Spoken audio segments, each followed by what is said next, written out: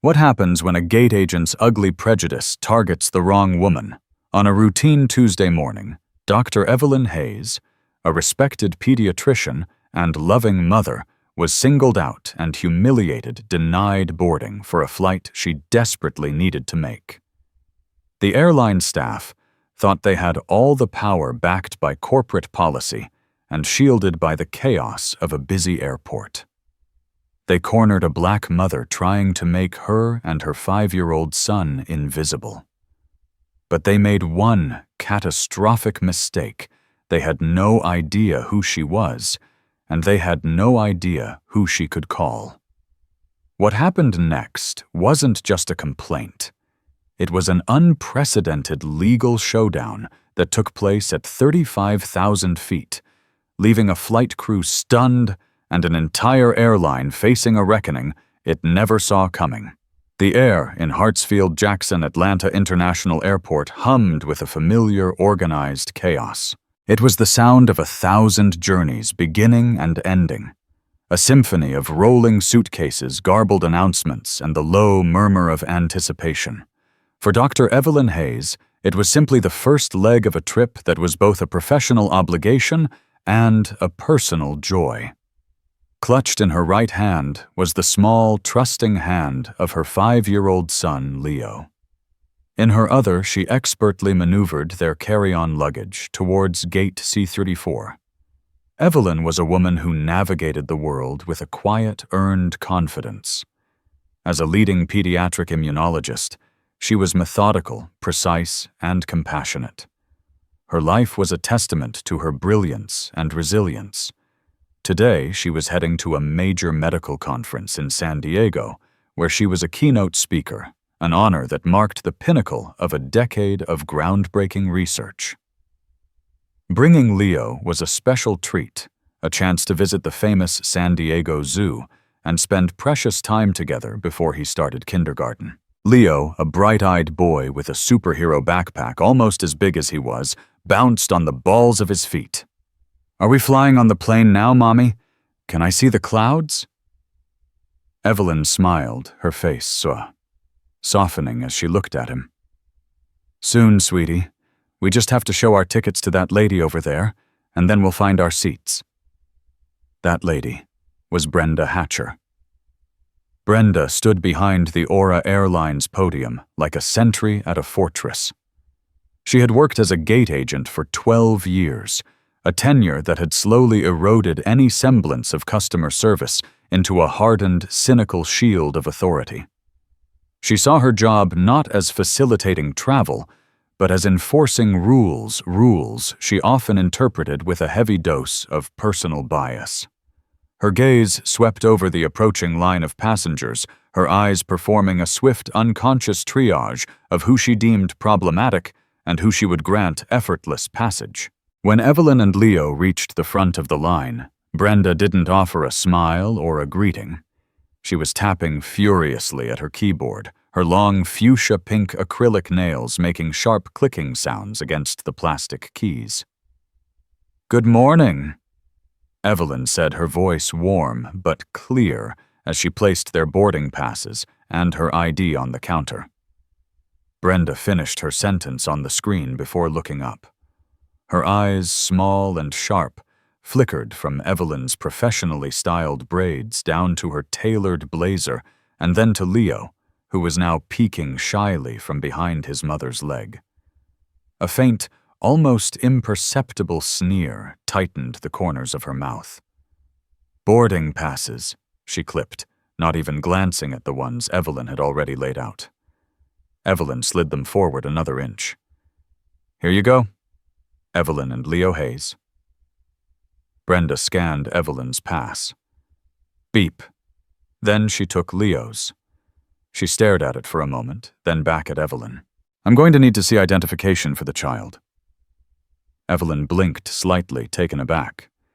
"He's 5 years old. He doesn't have a photo ID. We're flying domestically. The TSA didn't require it, and I've never been asked for it at the gate before." "It's our policy," Brenda stated, her voice flat and absolute. For children traveling with only one parent, we sometimes require additional verification to ensure there are no custodial issues. The implication was ugly and immediate. Evelyn felt a familiar hot prickle of indignation crawl up her spine, but she kept her composure, a skill she had honed over a lifetime of navigating such microaggressions. I can assure you there are no custodial issues. I am his mother. My late husband's name is on his birth certificate, which matches my identification. Then you'll have no problem showing me his birth certificate, Brenda said, her voice dripping with condescending sweetness. She leaned forward slightly. You do have it with you, don't you? It was a loaded question, a trap laid bare on the Formica countertop. Who carried their child's original birth certificate for a simple domestic flight? Evelyn had a digital copy on her phone buried deep in a secure folder, but the demand itself was outrageous. I have a digital copy, Evelyn said, her voice firming. But the request is highly unusual. The ticket was booked with his date of birth. He passed through security with me, and we share the same last name. What is the specific problem here? Brenda leaned back, a smug look of triumph on her face. She had found her pretext. The policy requires an original or a notarized copy. A digital photo can be easily doctored. Without the proper documentation, I can't allow the child to board. She tapped a key on her computer with a decisive thwack. And since he cannot fly alone, you will be denied boarding as well. The finality in her tone was like a slap in the face. Passengers behind them began to grumble, shifting their weight impatiently. Leo, sensing his mother's distress, tightened his grip on her hand. Mommy, what's wrong? Evelyn looked down at her son, her heart aching. Then she looked back at Brenda, her eyes no longer patient but glinting with the steel of a woman pushed too far. I need you to call your supervisor. Right now. You are selectively enforcing a non-existent policy, and I will not be denied passage based on your assumptions. Brenda's face hardened into a mask of indignation. There is nothing to discuss. You don't have the paperwork. Step aside and let me board the passengers who came prepared. But Evelyn Hayes didn't move. The battle had just begun. The area around gate C-34 was now thick with tension. The murmur of the boarding line had shifted from impatient shuffling to overt curiosity. All eyes were on the standoff between the composed black woman and the increasingly agitated gate agent. Ma'am, I am not going to ask you again, Brenda said, her voice rising in pitch loud enough for everyone to hear. You are holding up the final boarding call for Flight 2417 to San Diego. Step out of the line. Evelyn stood her ground, her posture unwavering. She was a doctor. She dealt with life-and-death situations with a calm head. She would not be flustered by a power-tripping bureaucrat. And I am telling you that your demand is irregular and discriminatory. I have flown with my son dozens of times on various airlines, including this one. I have never been subjected to this level of scrutiny. I want to speak to your supervisor. She enunciated each word with chilling precision. Brenda's face flushed a blotchy red. Humiliated at having her authority questioned so publicly, she snatched her radio from its cradle. I need a CSS at C-34. Got a passenger refusing to comply. The term refusing to comply was a deliberate escalation, a piece of jargon designed to paint Evelyn as a threat. The crowd stirred. A man in a business suit sighed dramatically. A young woman a few feet away began discreetly recording on her phone. While they waited, the seconds stretching into an eternity, Evelyn made a calculated move. She knelt to Leo's level, shielding him from the stairs. It's okay, baby. Mommy's just sorting out a little mix-up with our tickets. Can you play a game on my phone for a minute? Leo nodded, his lower lip trembling slightly. As Evelyn unlocked her phone and opened a simple puzzle game for him, Her thumbs moved with lightning speed. She switched to her messaging app and opened a conversation with a contact named Marcus Thorne. The text was brief and direct. ATL Gate C34, Aura Flight 2417. Gate Agent Brenda Hatcher denying boarding, claiming I need Leo's original birth cert for domestic flight. Obvious pretext. Please be on standby. A reply came back almost instantly. Copy. On it.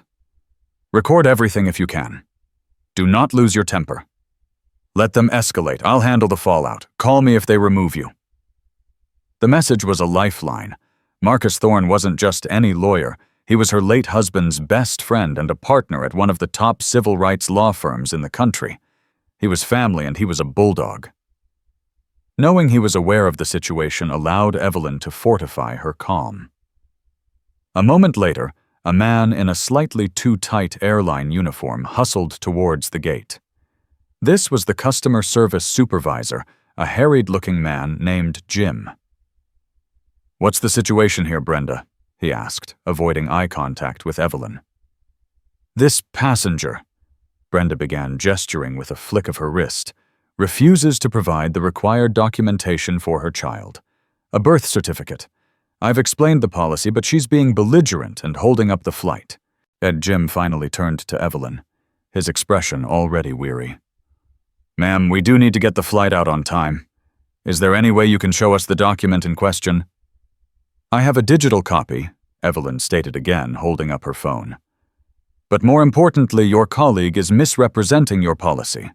Could you please show me in your official carrier regulations where it states a parent requires a physical birth certificate for a 5-year-old child on a domestic flight when the child is ticketed and present with the parent?" This was Jim's cue to de-escalate. He was a middle manager, not a zealot. He could see the potential for a massive headache in Evelyn's articulate and unwavering demeanor. He could also see the other passengers watching, some of whom were now openly shaking their heads at Brenda's behavior. He gave Brenda a sidelong glance. "Brenda, is it possible we can make an exception here? The flight is about to close." Brenda's eyes widened in fury. She felt undermined. "An exception, Jim. If we make an exception for her, we have to do it for everyone. Our policies are in place for security. For all we know, this child could be—" She trailed off, but her meaning hung in the air, toxic and vile. Evelyn's voice dropped to a near whisper, yet it cut through the noise. "Could be what Ms. Hatcher—" "Please finish your sentence." The direct challenge stunned Brenda into silence. Jim saw the situation spiraling out of control. A formal complaint, a potential lawsuit. It wasn't worth it. "All right, that's enough," he said with an air of finality. He turned to Evelyn. "Ma'am, please accept our apologies for the confusion. Go ahead and board." He motioned for Brenda to scan the passes. Brenda looked as though she'd swallowed acid. With a vicious, resentful motion, she snatched the boarding passes and scanned them. Beep, beep. She practically threw them back onto the counter. "Have a nice flight," she muttered the words, dripping with sarcasm. But as Evelyn gathered herself and took Leo's hand to walk down the jet bridge, she didn't see Brenda lean towards her computer. With a few angry clicks, she pulled up Evelyn and Leo's passenger profile. She typed a note into the internal comment field, a digital poison pill sent ahead to the flight crew. The note read, "Pax E. Hayes, belligerent and uncooperative at gate. Potentially disruptive. Questionable documentation for minor. Crew advised to monitor closely." Evelyn felt a small sense of victory as she stepped onto the plane, but she also felt a deep unease. She knew with a sinking certainty that this ordeal was far from over. The atmosphere inside the aircraft cabin was a welcome reprieve from the hostility of the gate. Evelyn found their seats, 12A and 12B a window, and a middle seat. She settled Leo by the window, where he was immediately mesmerized by the ground crew buzzing around the plane like ants. For a moment, she allowed herself to relax. The worst was over. She had stood her ground, won the skirmish, and was now on her way. She took a deep breath, the sterile, recycled air feeling clean after the suffocating tension. She helped Leo with his seatbelt, handed him his coloring book and crayons, and settled in for the 4-hour flight. The boarding process completed. The cabin doors were closed and sealed with a heavy thud. The flight attendants began their safety demonstration. The senior flight attendant in their section was a woman named Karen Miller. She was in her late 50s, with a helmet of perfectly coiffed blonde hair and a smile that was practiced but conveyed no warmth. She carried herself with an air of unshakable authority, the kind that comes from decades of telling people to put their seatbacks upright. As the plane taxied to the runway, Karen's tablet chimed with an update from the gate. It was the manifest complete with passenger notes. Her eyes scanned the screen until they landed on the entry for seat 12A. She read Brenda Hatcher's comment, and her expression tightened. Belligerent, uncooperative, potentially disruptive. Karen had known Brenda for years. They shared a cynical, weary view of the traveling public and often commiserated about problem passengers. To Karen, Brenda's note wasn't a warning. It was a call to arms. She saw it as her duty to back up her colleague on the ground and maintain order in her cabin. She looked towards row 12, her eyes narrowing on Evelyn, who was now quietly pointing out the different ground vehicles to her son. Karen saw not a mother and child, but the subject of a report, a problem waiting to happen. The plane took off a powerful roar that pressed them all back into their seats. Leo gasped in delight as the ground fell away, Atlanta shrinking into a patchwork of green and gray below. Evelyn felt his joy and allowed it to wash over her, a temporary balm for the ugliness she'd just endured. About 30 minutes into the flight, once they'd reached cruising altitude, the seatbelt sign pinged off.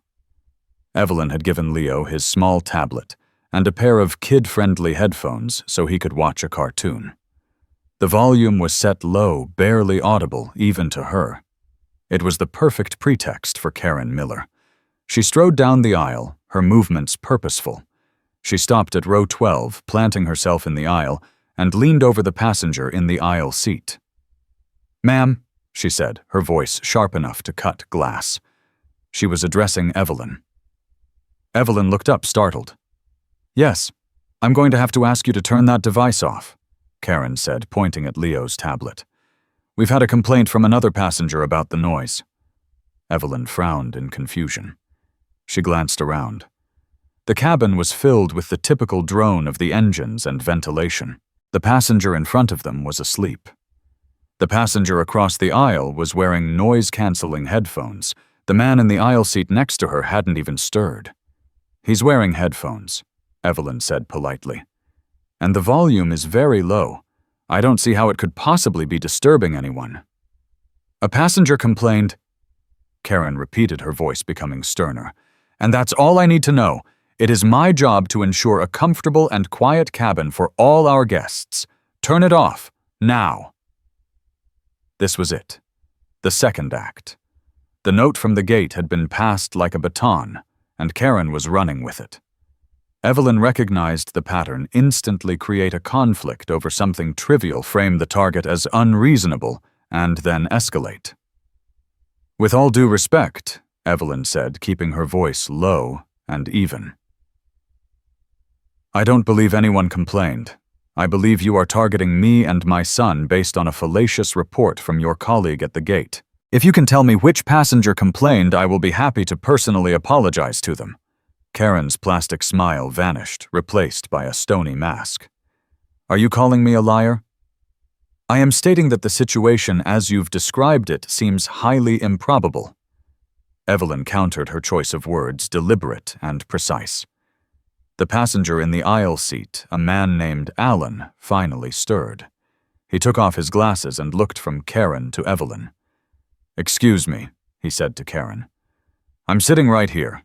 The kid's tablet is making no noise whatsoever. I can't hear a thing." Karen shot him a venomous look.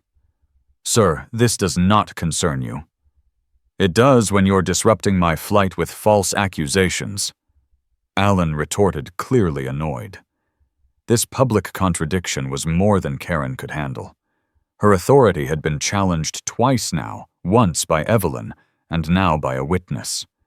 She fell back on the nuclear option. "Ma'am," she said, her voice trembling with barely controlled rage as she turned back to Evelyn. "You are being aggressive and non-compliant. Your behavior combined with the issues you caused at the gate is creating a security concern. I am going to have the captain radio ahead and have authorities meet you at the gate upon landing." But then she decided that wasn't enough. She wanted them off her plane.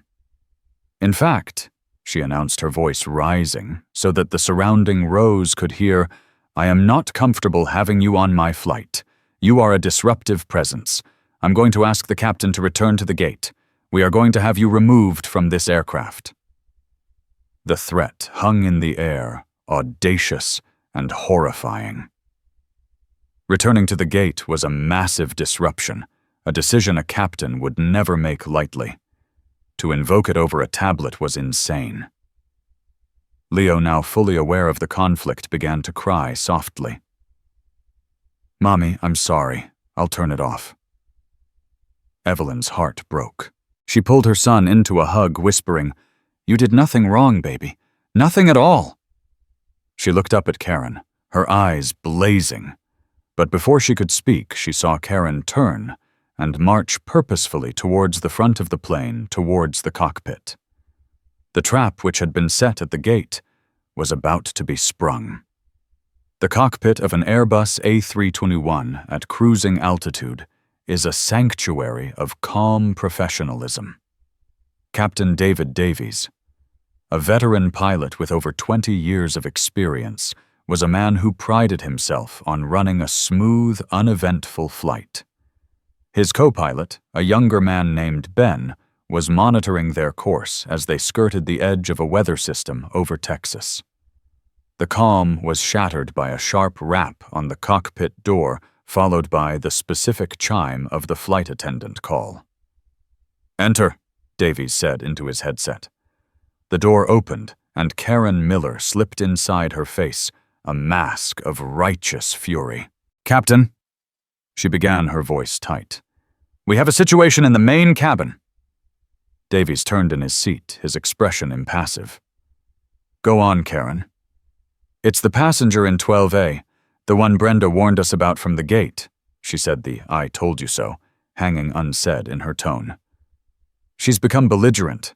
She refused to follow my instructions regarding an electronic device, accused me of lying, and has agitated another passenger. Her behavior is erratic and disruptive. I don't feel she is stable enough to remain on this flight. I am formally requesting that we divert to the nearest suitable airport and have her removed." Davies listened, his brow furrowed. Diverting a flight was a monumental decision, costing the airline tens of thousands of dollars and causing a cascade of logistical nightmares. It was reserved for serious medical emergencies or genuine, undeniable security threats. A dispute over a child's tablet was so far down the list of legitimate reasons, it was practically on the floor. "Define belligerent, Karen," Davies said, his voice even. "Was she yelling? Did she make any threats? Did she get physical?" "Well, no, not physical, but her tone," Karen stammered, realizing how flimsy her case sounded when stripped of its emotional charge. "It was aggressive, and she's clearly unstable. The note from the gate said her documentation was questionable. We don't know who she is." Davies exchanged a quick, skeptical glance with his co-pilot. He knew gate agent drama when he heard it.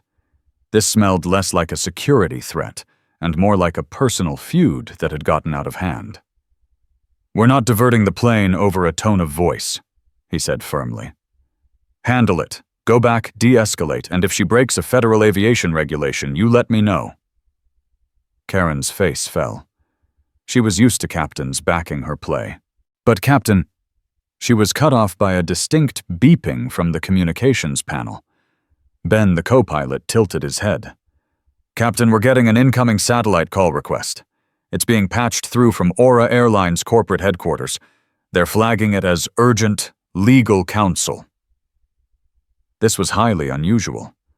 The satellite phone was for emergencies only, and calls were astronomically expensive. Corporate never used it, unless the situation was dire. Put it on speaker, Davies commanded. Ben patched the call through. A crackle of static filled the cockpit, followed by a man's voice, calm, powerful, and utterly in control. This is Marcus Thorne of the law firm Thorne Matthews and Associates. Am I speaking with the captain of Aura Flight 2417? This is Captain Davies. You are, Davies replied, intrigued. Karen stood frozen by the door, her eyes wide with confusion. Excellent, the voice continued, smooth as silk. Captain, I am calling on behalf of my client, Dr. Evelyn Hayes, currently seated in 12A on your aircraft.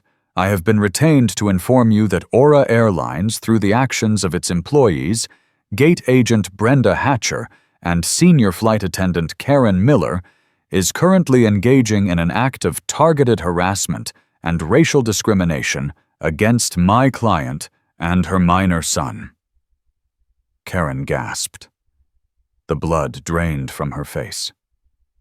The voice, Marcus Thorne's voice, continued without pause. I have been monitoring this situation since it began at the gate. Dr. Hayes informed me of the baseless demand for a birth certificate, a clear violation of your own carriage contract, and a potential violation of Title VI of the Civil Rights Act. I am now informed by another passenger on board, who is live texting me, that Ms. Miller has fabricated a noise complaint and is attempting to have Dr. Hayes unlawfully removed from the flight. Davies stared at the speakerphone, then glanced at Karen, whose expression had crumpled from righteous anger to pure panic. Captain, Marcus said, his tone sharpening ever so slightly. Let me be perfectly clear. My client is a respected physician and a keynote speaker at the National Pediatric Conference in San Diego. The damages for this defamatory and discriminatory treatment will be substantial. However, if you, as the captain in command, take immediate action to rectify this situation, we might be able to confine those damages. If, on the other hand, you choose to follow Ms. Miller's misguided and illegal request to divert this plane, I will personally see to it that the FAA, the Department of Transportation, and every major news outlet in the country have a copy of this recording and a filed federal lawsuit by the time you land. The liability will not just be corporate, it will be personal for you and your crew.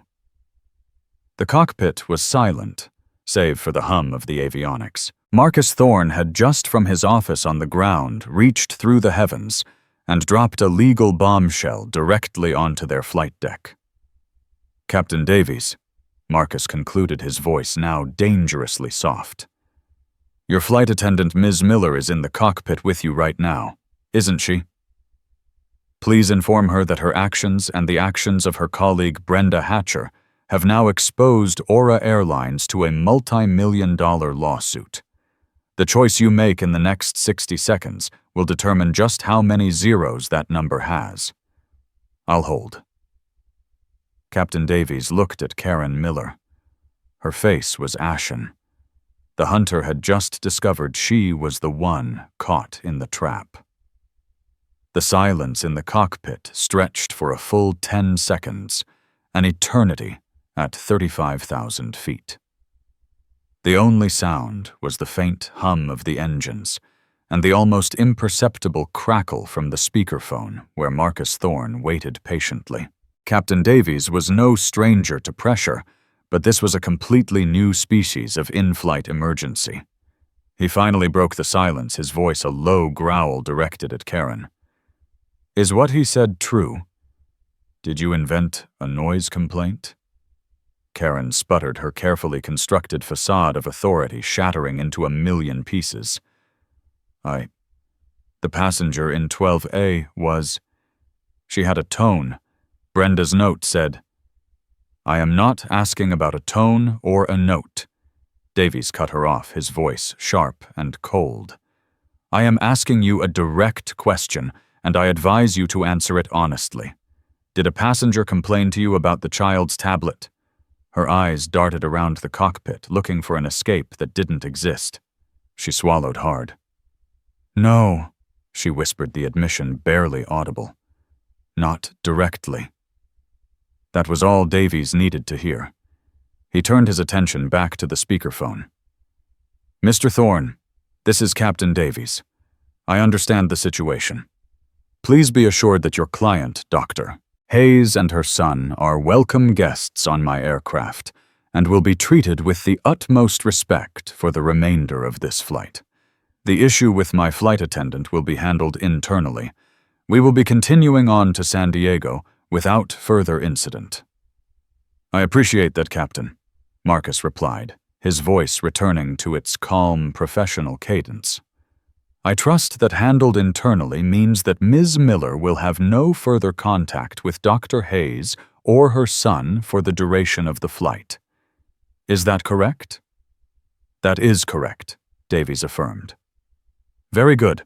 I have a recording of this call, as I'm sure your systems do as well. I'll be in touch with Aura Airlines General Counsel upon your arrival. Have a safe flight, Captain." The line went dead. Davies took a deep, steadying breath, and then fixed Karen with a look of pure ice. "Go to the rear galley. Stay there until we begin our final descent. Do not speak to another passenger unless it is a medical emergency." "Is that understood?" Tears of humiliation and rage welled in Karen's eyes. "David, you can't be serious. I have never been more serious in my life," he interrupted, his voice dangerously low. "You took a petty grievance from a gate agent, escalated it with a lie, and nearly cost this airline a fortune, not to mention my career. Now get out of my cockpit." Defeated Karen turned and stumbled out, pulling the door shut behind her. Ben, the co-pilot, let out a low whistle. "Never seen anything like that, Skip." "Let's hope we never do again," Davies muttered, turning his focus back to the controls. Down in the cabin, the passengers in the surrounding rows who had witnessed the confrontation watched as Karen Miller marched down the aisle, her face a thunderous mask, and disappeared into the back of the plane. A younger flight attendant, looking confused, emerged from the front galley a moment later and discreetly took over her duties. A few minutes passed. Then the cockpit door opened again. This time, it was Captain Davies himself. He walked down the aisle, his presence commanding immediate attention. He stopped at row 12. He ignored the aisle seat passenger and looked directly at Evelyn. "Dr. Hayes," he said, his voice calm and respectful. "I'm Captain Davies. I want to personally apologize for the unprofessional conduct you have endured from a member of my crew. It was unacceptable, and it will not be tolerated.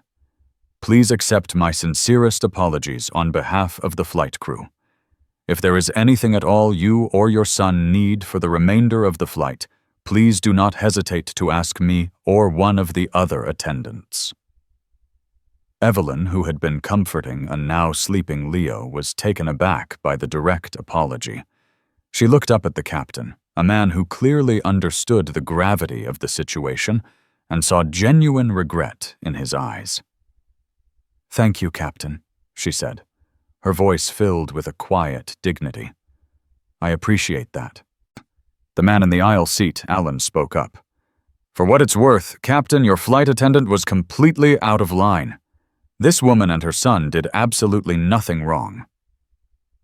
A woman across the aisle nodded in agreement. "We all saw it." This was Sarah Jenkins, the young woman who had been recording at the gate. She hadn't stopped documenting. Her phone resting on her tray table had captured the entire in-flight confrontation. She had names, seat numbers, and a timeline. Captain Davies nodded at them. "Thank you for that. The situation is being dealt with." He returned to the cockpit, leaving a palpable sense of vindication in his wake. The rest of a flight was quiet.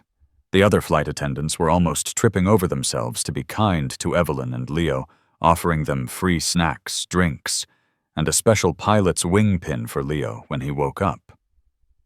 But as Evelyn looked out the window at the endless expanse of clouds below, she knew this was far from over. An apology from a captain was a good start, but it wouldn't fix the systemic rot that allowed a Brenda or a Karen to wield their minor authority like a weapon. Marcus had called it the opening salvo. The real war she knew would be fought on the ground. The moment Flight 2417 touched down in San Diego, a complex, well-oiled machine set in motion by Marcus Thorne roared to life. While the plane was still taxiing to the gate, Marcus was on the phone with the head of litigation for Aura Airlines, a man named Robert Thompson. The conversation was brief. "Mr. Thompson, my name is Marcus Thorne," he began, "and I represent Dr. Evelyn Hayes. I'm calling to inform you that by the end of the business day, we will be filing a federal lawsuit citing violations of the Civil Rights Act and emotional distress stemming from the actions of your employees, Brenda Hatcher and Karen Miller. I have audio recordings, multiple witness statements, and a client with an impeccable reputation who was publicly humiliated. My advice to you is to get ahead of this. It's going to be a very bad news day for Aura Airlines." Thompson, a seasoned corporate lawyer, knew this wasn't a bluff. He immediately activated the airline's crisis management protocol. Meanwhile, as passengers deplaned, Sarah Jenkins was already uploading her story. She wasn't a major journalist, but she was a travel blogger with a respectable and highly engaged following. She posted a long, detailed thread on X, formerly Twitter, complete with the video she had taken at the gate. Her first post read, "On board Aura Airlines Flight 2417 from ATL, and I have just witnessed one of the most disgusting displays of corporate prejudice I have ever seen. This is Dr. Evelyn Hayes, a pediatrician, and her 5-year-old son. A gate agent named Brenda Hatcher tried to deny them boarding on a flimsy pretext." She followed it with a minute-by-minute account of the incident naming both Brenda and Karen. She described the bogus noise complaint, the threat to deplane Evelyn, and the captain's eventual apology. She concluded the thread with, "The staff targeted a black mother traveling with her child and tried to bully her into submission. They picked the wrong woman. Aura Airlines, flying while black, discrimination." The thread exploded. By the time Evelyn and Leo had collected their luggage, it had been retweeted thousands of times. Major news aggregators picked it up. Journalists from national outlets were replying, asking for comment. The hashtag Aura Airlines was trending for all the wrong reasons. Aura Airlines' initial response was a catastrophic miscalculation. Their social media team, operating from a pre-written crisis playbook, issued a generic, soulless statement. "Aura Airlines is aware of an incident on Flight 2417. We take all allegations of misconduct seriously and are conducting a full investigation. We are committed to providing a safe and welcoming environment for all our customers." The public saw right through it. The response was ratioed into oblivion with thousands of replies demanding a real apology, the firing of the employees involved, and justice for Dr. Hayes. Evelyn, shielded from the burgeoning media storm by Marcus, checked into her hotel. Marcus had arranged for her conference presentation to be rescheduled, giving her time to decompress. He advised her to say nothing publicly. "We speak through the lawsuit," he told her over the phone. It's the only language they truly understand. The lawsuit, when it was filed the next day, was a masterpiece of legal strategy. It didn't just ask for monetary damages, though the amount listed was staggering. It demanded specific systemic changes. It called for the immediate termination of Brenda Hatcher and Karen Miller.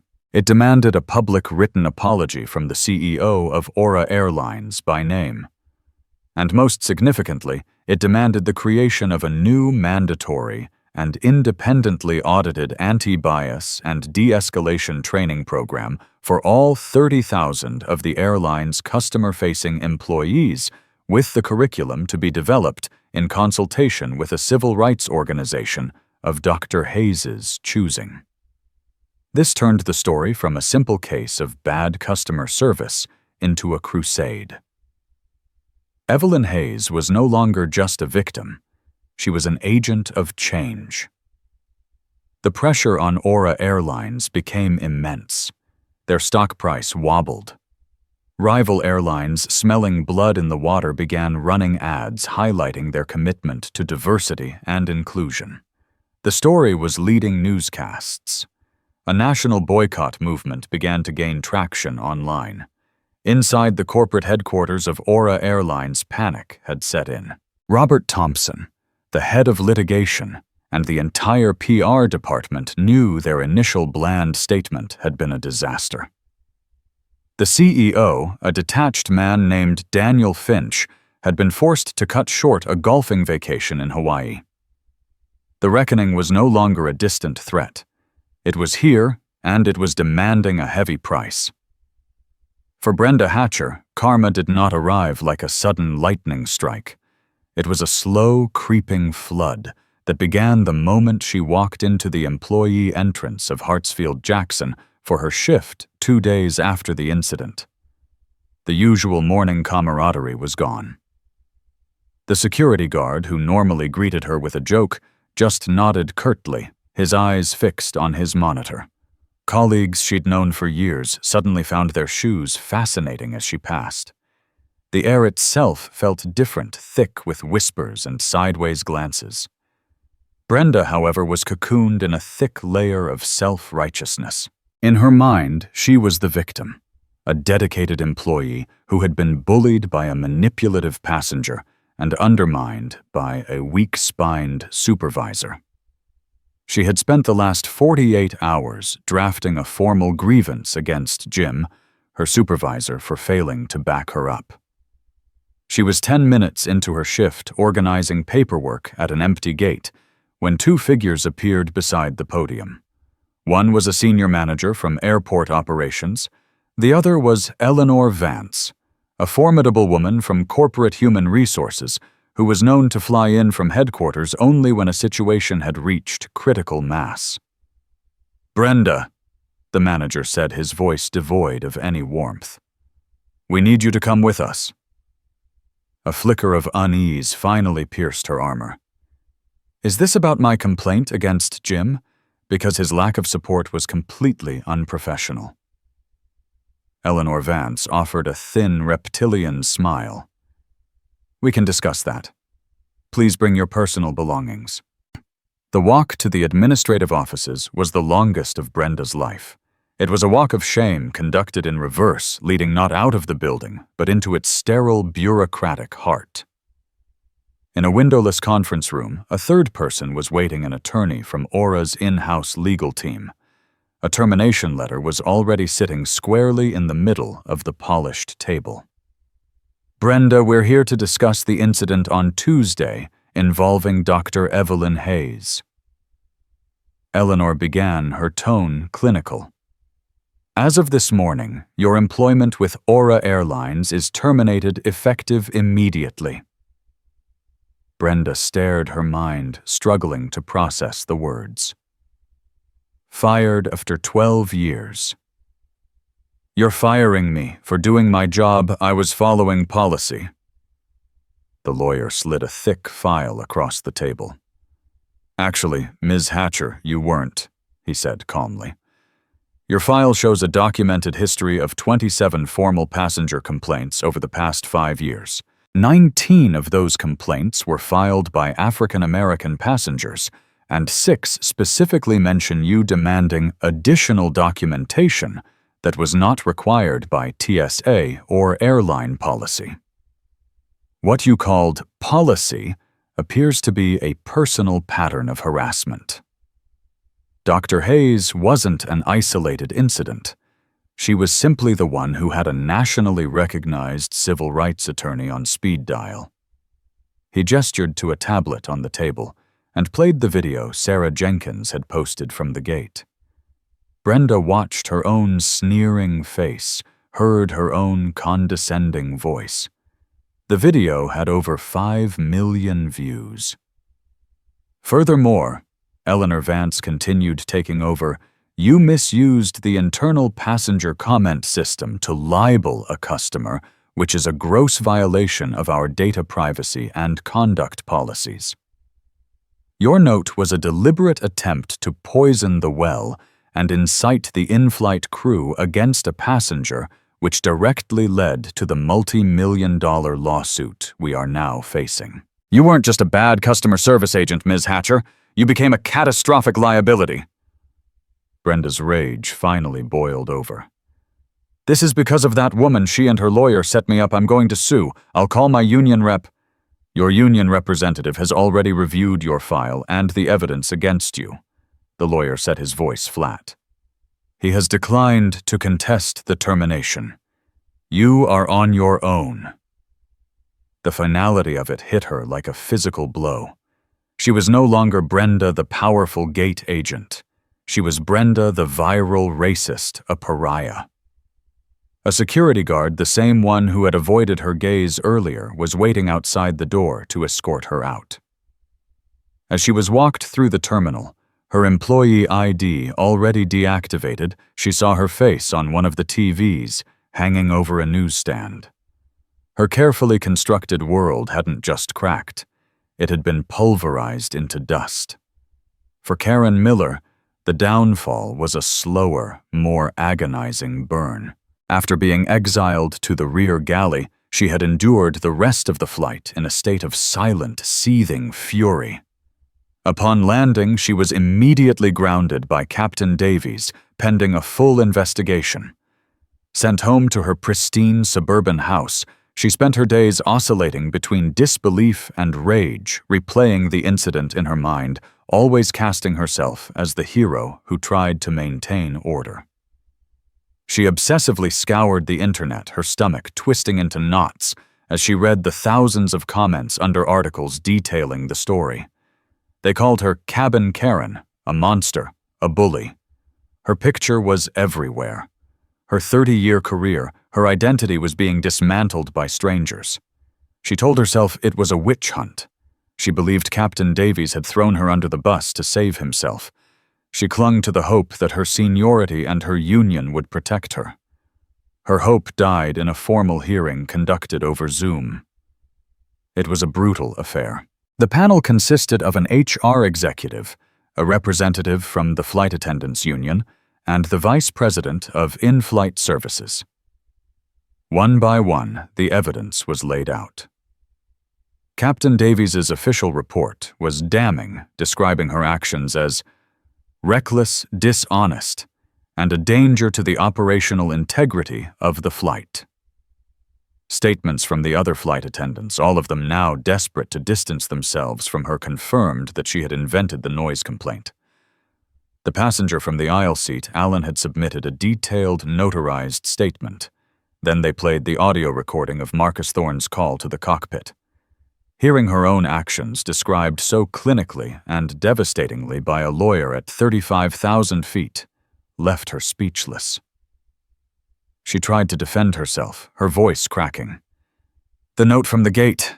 It said she was disruptive. I was backing up my colleague. We have to have a united front." The VP of in-flight services, a woman who had been a flight attendant herself for 2 decades, shook her head with palpable disgust. "Your job, Karen, is not to blindly enforce a united front with a gate agent. Your job is the safety and well-being of every single passenger in that cabin. You abused your authority, you lied to your captain, and you turned a 4-hour flight into a potential federal case. There is no place for that behavior at this airline. The termination letter arrived by registered mail 2 days later. The thick paper felt impossibly heavy in her hands. 30 years of service of building a life and an identity around the crisp uniform and the global travel all gone. The travel benefits she had planned her retirement around were revoked. Her pension was under review. She tried calling Brenda Hatcher, thinking they might find solace as comrades in exile. Brenda's number was disconnected. She was utterly alone, marooned in the wreckage of a life she had torched with her own arrogance. Inside the gleaming corporate headquarters of Aura Airlines, the situation was a 5-alarm fire. The story had transcended the 24-hour news cycle and had become a cultural touchstone, a case study in corporate malfeasance. The stock had shed 7% of its value. Their largest corporate client, a tech giant that spent over $50 million a year with them, had publicly announced it was suspending its contract pending a review of Aura's commitment to diversity and inclusion. CEO Daniel Finch, tanned and rested from his interrupted Hawaiian vacation, presided over an emergency board meeting. The mood was grim. "This can't be happening," Finch lamented, pacing in front of a giant screen displaying plummeting stock prices. "It was one flight, one difficult passenger." Robert Thompson, the weary head of litigation, finally snapped. "For God's sake, Daniel, stop calling her a difficult passenger. She is a respected physician, a mother, and now the face of a national movement against us. And she is represented by Marcus Thorne, who isn't just a lawyer, he's a crusader with a national platform and a direct line to every major news anchor in the country. We can't litigate this in a courtroom. We've already been tried and convicted in the court of public opinion." The PR team presented a grim slideshow. Social media sentiment was 98% negative. The hashtag #BoycottAura was being used globally. News outlets were digging up past discrimination lawsuits against the airline, weaving a narrative of a company with a rotten core. It was in that meeting that the full, unvarnished truth became clear to Daniel Finch. This was not a problem that could be delegated or ignored. This was an existential threat to the brand. He had two choices: continue to fight and let the company bleed out, or perform a radical act of corporate surrender. The negotiations with Marcus Thorne were brutal. Marcus held all the cards, and he knew it. He rejected their initial monetary offers outright. "My client is not interested in hush money," he stated in a conference call. "She is interested in change. The structural reforms are non-negotiable." Aura's board balked at the idea of letting an outside civil rights group design their internal training. But when another major corporate account defected, they ran out of road. They capitulated on every single point. Daniel Finch's press conference was a masterclass in controlled humiliation. He stood alone at the podium, the bright lights exposing every bead of sweat on his brow. He read the apology that had been drafted and redrafted 24 times by his legal and PR teams. He named Dr. Hayes and Leo, expressing his profound and personal regret. He announced the firings. He announced the massive financial settlement. And then he announced the part that truly signaled a new era, a complete top-to-bottom overhaul of their training to be designed and audited by an organization hand-picked by the woman they had wronged. Evelyn Hayes watched the press conference on the television in her hotel room. Leo was napping peacefully on the bed. She didn't feel a surge of victory or a desire for revenge. Instead, a wave of profound, weary vindication washed over her. It was the feeling of a battle. Hard won, a weight finally lifted. In the weeks that followed, she became an unwilling but powerful public figure. She did one and only one major interview in which she spoke not of her anger, but of her hope that this incident could serve as a catalyst. "This was never just about me," she said, her voice resonating with quiet authority. "It was for every person who has been made to feel small, who has been questioned and judged and dismissed because of what they look like. It's about making these spaces airports, airplanes, the world truly welcoming for everyone." She took her role in reshaping Aura's training protocols seriously. She chose a renowned civil rights organization, and she personally sat in on the planning sessions. She insisted that the training not be a series of bland check-the-box videos. It became an immersive program focused on implicit bias de-escalation techniques rooted in empathy and cultural competency. It was so effective that it eventually became the gold standard for the entire airline industry. With a substantial portion of the settlement, she established the Leo Hayes Foundation for Travelers' Rights. Its mission was simple and powerful: to provide funding for legal representation to people who had been victims of discrimination by travel and hospitality companies. Marcus Thorne agreed to chair its board of directors. Their first successful case was on behalf of an elderly Sikh man who was wrongfully removed from a bus. A month after the ordeal, Evelyn and Leo finally had their day at the San Diego Zoo. The sun was warm, the air filled with the sounds of happy children and exotic animals. As Leo stood before the lion enclosure, his small face filled with awe at the magnificent creature, Evelyn watched him, her heart full. The lion let out a powerful, earth-shaking roar. It wasn't a roar of anger, but a declaration of presence, a sound that commanded space and respect. In that moment, Evelyn felt a deep connection to it. She, too, had been forced to find her roar. She had done it not by shouting, but by speaking with clarity, by leveraging her intellect, and by refusing to be silenced. The justice she had achieved wasn't a fleeting victory. It was a permanent change etched into the policies of a global corporation, a karma with the inescapable gravity of truth. She pulled her son close, breathing in the scent of his hair, and felt the quiet, profound peace that was her ultimate reward. Dr. Evelyn Hayes' story is a powerful reminder that sometimes the most profound karma isn't a bolt of lightning from the sky, but a calm, clear voice on a satellite phone demanding justice. It shows how one person's dignity, when defended with intelligence and resolve, can shake an entire corporation to its core. The actions of Brenda Hatcher and Karen Miller were not just a case of bad service. They were a symptom of a deeper prejudice that too many people face every day. But their story, and the hard karma that followed, proves that we are not powerless.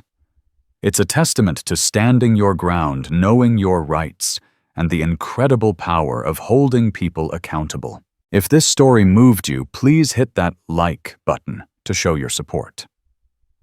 Share this video with others so they too can hear this incredible story of justice. And don't forget to subscribe to the channel for more true stories of karma resilience and the fight for what's right. Thank you for listening.